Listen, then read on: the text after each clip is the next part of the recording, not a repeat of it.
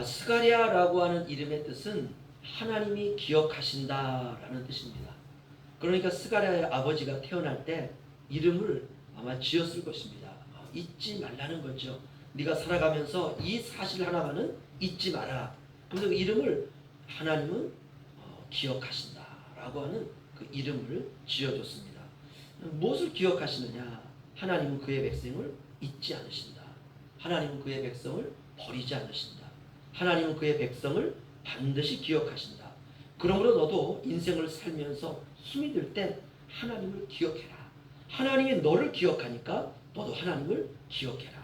하나님을 바라보아라. 하나님을 붙들어라. 하나님을 생각하라. 이런 이름입니다. 얼마나 멋집니까? 그런데 중요한 것은 스가랴가 그렇게 살았다는 거예요. 이게 더 중요해요.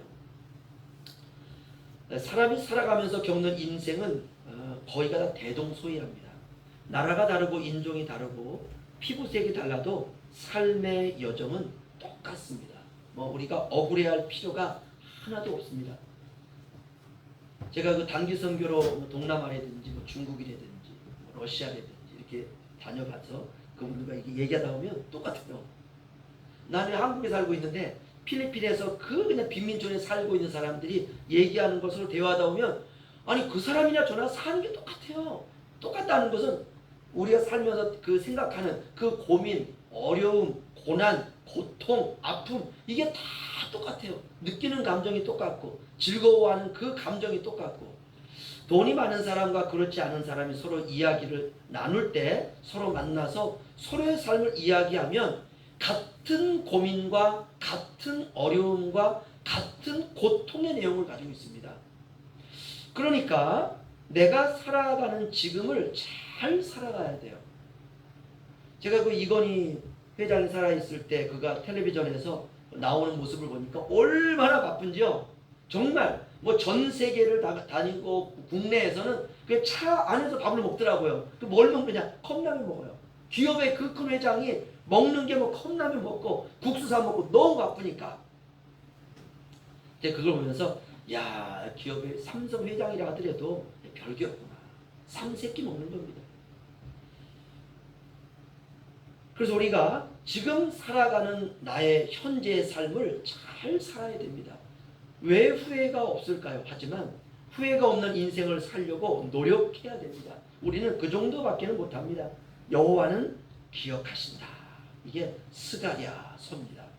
하나님이 시대에 딱 맞는 사람을 선지자로 부르셨고 그는 그의 이름대로 사역을 했습니다. 이렇게 스가랴는 선택을 받았고 선지자로서 시작을 했습니다. 이스라엘 백성들이 포로 생활 70년을 마치고 고향으로 돌아온 사람들은 지치고 낙심뿐이었습니다. 왜냐하면 목구멍이 포도청이니까 먹고 살기에 너무 바쁜 거예요. 그런데 와서 보니까 모든 농토는 다 파괴되었고 자기가 살고 있던 집들은 70년이 지나갔으니까 다 그냥 진흙더미가 되었고 이게 사는 게 이만저만이 아닙니다. 70년의 세월은 자신의 고향을 앗아간 것뿐만이 아니라 꿈과 소망도 빼앗아갔습니다. 그때 스가랴 선지자가 백성들에게 외칩니다. 우리 16절, 17절 저와 한 절씩 교독하겠습니다. 그러므로 여호와가 이처럼 말하노라. 내가 불쌍히 여김으로 예루살렘에 돌아왔은즉 내 집이 그 가운데 건축되리니 예루살렘 위에 먹줄이 쳐지리라. 만군의 여호와의 말이니라.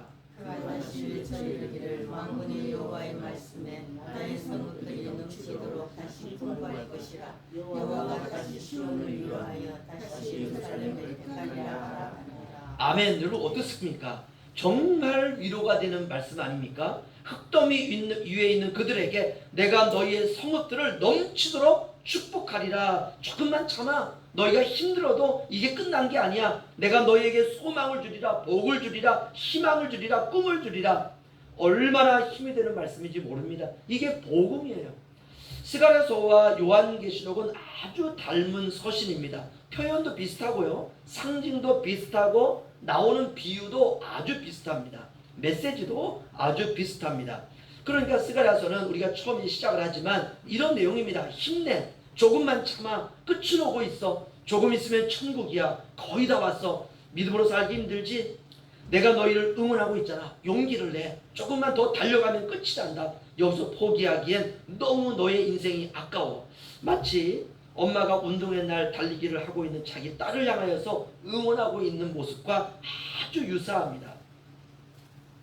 저도 우리 아이들 뭐 지금부터 그래도 꽤 오래 전이니까 그 하민이 정도 나이 됐을 때 가면은 옛날 운동회하고 아주 비슷했습니다. 서울에 있었지만은 지금이야 이제 뭐 실내에서도 하고 이렇지만 그때는 그냥 흙 운동장이었어요. 그 아이들이 얼마나 모였는지요. 막 100m 달리기를 하는데 우리 애밖에 안 보여요. 우리 애밖에. 얘가 뭐 1등을 했냐 2등을 했냐 3등 이건 중요하지 않습니다. 끝까지 포기하지 않고 달리는 거. 야 힘내 조금만 가. 여러분 천국은 1등이냐 2등이냐 이런 순위제가 아닙니다. 끝까지 인내하며 가는 것입니다. 그러면 됩니다. 우리가 신앙생활하면서 서로 위로하고 격려하고 용기를 주고 다른 사람의 실수는 덮어버리고 그냥 가는 거예요. 그래야 함께 갈 수가 있습니다. 이것을 우리가 사랑이다 이렇게 말합니다. 스가랴 선지자는 계속해서 환상을 보고 있습니다. 이제 눈을 들어서 보았는데 깜짝 놀랐어요. 18절을 보시면 내가 눈을 들어 본즉 4개의 뿔이 보이기로. 이 4개의 뿔이다라는 말은 뭐냐면 동물들 머리에 나는 뿔이 있을 것입니다. 삼각형 모양의 뿔도 있고 이건 대부분 이제 뭐 소가 그렇지 않습니까? 그 소의 뿔로 생각하시면 좋을 것 같습니다. 삼각형 모양의 뿔인데 이게 사람 키만한 거예요. 그래서 땅에서부터 이게 우뚝 솟아 있는 겁니다. 이 뿔이 4개가 솟아 있습니다. 그러니까 스가랴 선지자가 묻습니다. 아니 도대체 이게 무엇입니까? 라고 묻습니다. 19절에 보시면 이에 내게 말하는 천사에게 묻되 이들이 무엇이니까? 그러자 천사가 말합니다. 이들은 유다와 이스라엘과 예루살렘을 흩뜨린 뿔이니라. 그러니까 이렇게 생각하면 될 것 같습니다. 땅에서 솟아난 4개의 사람의 키만한 큰 삼각형의 뿔이 서 있는데 이 뿔이 어떤 뿔이냐? 유다와 이스라엘, 다시 말하면 하나님의 백성들과 예루살렘을 흩어버린 뿔이다 이렇게 말하고 있습니다. 그러니까 좋은 환상은 아닙니다. 심판에 관한 환상인데요. 우리가 꿈을 꾸어도 좋은 꿈이 있고 좋지 않은 꿈이 있지 않습니까? 환상도 그렇습니다. 땅에서 솟아나 있는 4개의 삼각형의 뿔이 이스라엘을 침략하여 흩어버린 나라에 대한 표현이라는 것입니다. 그러니까 강대국, 힘이 센 나라들이 이스라엘 백성들을 포로로 끌고 가고 이스라엘을 무너뜨리고 예루살렘을 폐허로 만들고 이스라엘 백성들을 여러 나라로 강제로 흩어지게 한 그런 나라들이고 미래에도 그렇게 할 나라들이라는 것입니다. 그러면 왜 이렇게 하느냐? 이유는 죄 때문에 그렇습니다. 이스라엘 백성들의 우상 숭배 죄 때문에 그렇습니다. 우리가 하나님을 알지 못하고 하나님 모를 때에는 모든 인간은 다 우상 숭배자입니다. 무언가를 섬겨야 불안으로부터 벗어날 수가 있기 때문에 그렇습니다. 우리 부모님 세대는 뭐 삼신할머니라든지 그렇죠? 뭐 그것도 안 하면 왜 조그마한 밥그릇 하나에 뭐 정한수라고 그랬죠. 그거 그냥 떠놓고 촛불 켜놓고 빌지 않습니까? 그러니까 무언가를 섬겨야지만이 뭔가 불안으로부터 벗어날 수 있는 것입니다. 사람들이 우상을 섬기는 이유는 미래에 대한 두려움과 염려 때문에 그렇습니다.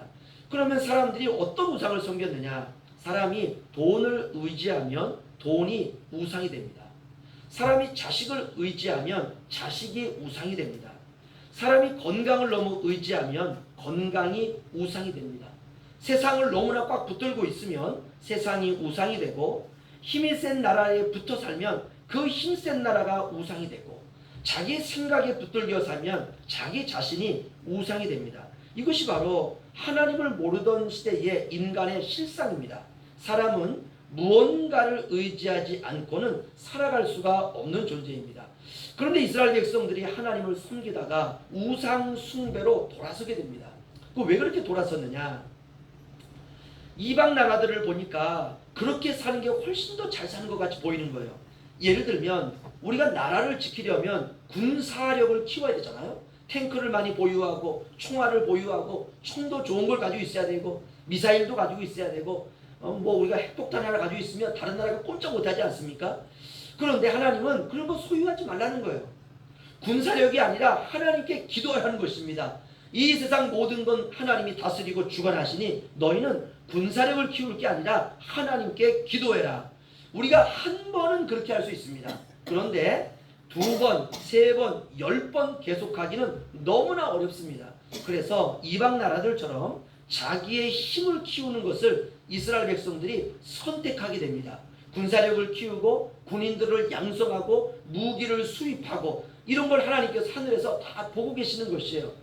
또 때로는 삶의 문제가 생기면 사람들은, 이방 사람들은 그저 그냥 주술사에게 가고 아니면 병원에 가고 용하다는 사람을 쫓아가고 이렇게 거기에 매달리는데, 하나님은 기도하라 그러세요. 너희의 삶의 문제가 생겨도 먼저는 하나님께 기도해라. 우리가 한 번은 할 수 있습니다. 그런데 우리가 매번 그렇게, 아니 일생을 그렇게 산다는 것은 너무나 힘이 드는 것이에요. 그래서 이방인처럼 인간적인 방법들로 신앙을 대체하기 시작합니다. 이렇게 하나하나 내 방식대로 우리가 만들다 보면 하나님은 별로 이제 우리의 인생에서 그렇게 별로 이렇게 소용되는 일이 별로 없게 됩니다. 이것이 바로 하나님을 믿는다고 하는 이스라엘의 현실이었습니다. 결국 하나님은 그런 백성들을 돌이키게 하시기 위해서 모든 것을 다 끊게 하십니다. 아예 힘이 센 나라를 사용해서 포로로 끌려가게 하십니다. 이것이 바로 내 뿔이라는 것이에요. 뿔이 달린 짐승에게 뿔은 최고의 무기입니다. 결국 내 뿔은 하나님의 백성들을 침략하고 노략한 악한 세력을 말합니다. 그 내 뿔이 너희를 흩어버릴 것이다 라고 예언하고 있습니다. 무서운 예언이죠. 다른 말로 하면, 다시 말하면 여호와께 돌아오라 라고 하는 반대말이에요. 너희가 나를 버리고 나의 신앙을 버리고 우상을 숭배하면 네 개의 뿔이, 네 개의 힘센 나라가, 이 세상의 힘센 그런 나라들이 너희를 침략하고 너희를 이곳에서 흩어버릴 것이다. 그러니 너희는 내게 돌아오라 라고 하는 그런 말씀입니다. 스가랴가 두려움으로 넷불 환상을 보고 있을 때 또 다른 환상을 보여주십니다. 20절을 보시면요, 그때 여호와께서 대장장이 4명을 내게 보이시기로. 대장장이라고 하는 것은 대장간에서 일하는 사람입니다. 벼랑간 왜 대장장이일까? 대장장이는 대장간에서 불에 쇠를 녹여가지고 칼과 농기구를 만드는 사람입니다. 어떻게 만드느냐? 두드려서 만들어요. 철을 집어넣고 집게로 잡아가지고 그걸 꺼내가지고 그걸 막 두드리면서 칼도 만들고, 그쵸? 과도도 만들고 농기구도 만들고 그거 다 만듭니다. 대장간에서 대장장이는 절대적인 주인입니다. 쇠들은 아무것도 할 수가 없습니다. 따라서 대장장이는 심판자 하나님을 의미하는 것입니다. 스가랴가 묻습니다. 이 대장장이 환상은 어떤 뜻입니까? 그러자 하나님께서 말씀해 주십니다. 20절 21절 제가 읽어드리죠.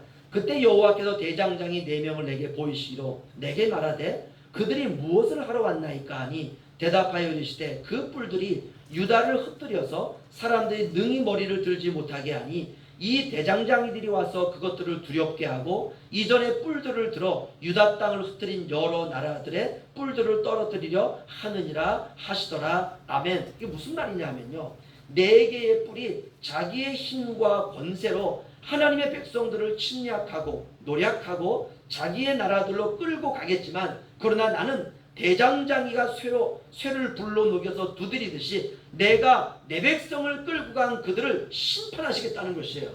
결국 하나님은 불순종한 이스라엘 백성들을 역사 속에서 바로잡기 위해서 이방의 힘센 나라들을 통해서 고난의 세월을 걷게 하시지만, 그 힘이 센 나라들을 하나님께서는 다시 또 결국 심판하시고 하나님의 백성들을 회복하신다는 그런 메시지입니다. 정말 놀랍죠.